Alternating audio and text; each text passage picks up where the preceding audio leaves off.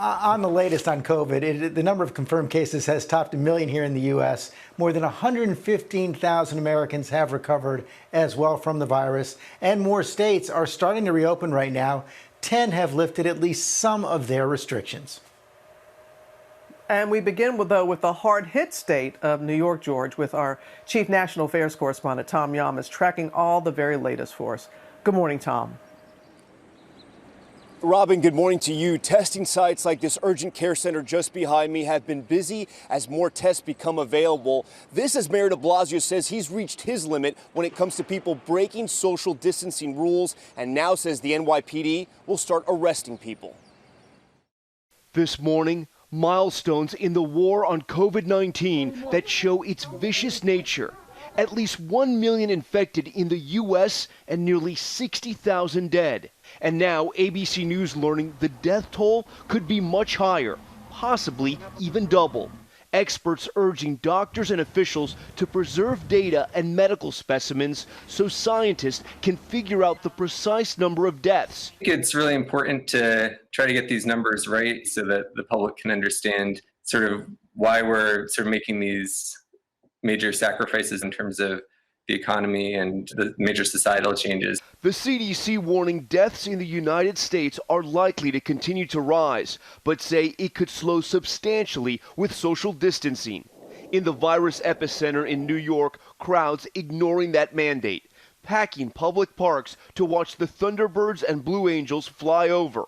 And in Brooklyn, thousands of Orthodox Jews crowding the streets for a funeral service. Police were called to break up the dense crowds. The mayor outraged, tweeting, "The time for warnings has passed. I have instructed the NYPD to proceed immediately to summons or even arrest those who gather in large groups." Public health experts say the key to reopening is testing for the virus and antibodies. Patients lining up at urgent care centers for those tests across New York City. So are you hoping that you do have the antibodies?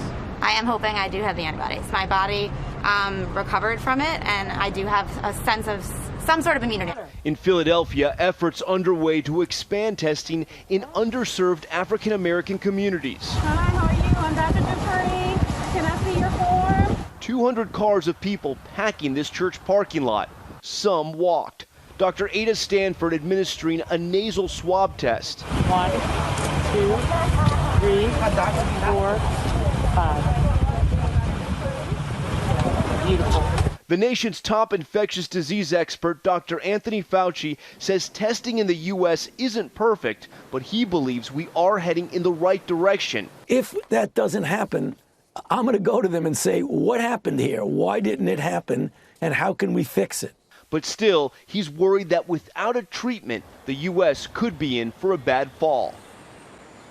All right, we have been updating you about the plans for colleges and universities come this fall, and the University of Arizona now saying they think they can safely have students back on campus in the fall. The president there saying he thinks they have 60,000 plus tests for their faculty, staff, and students. How were they able to do this? They developed the test themselves. That is huge. We're talking COVID-19 tests along with antibody tests. Michael, if that holds true, that is an incredible achievement. Yeah, incredible Michael. Indeed, taking it into their own hands, Tom. Thank you so much for that.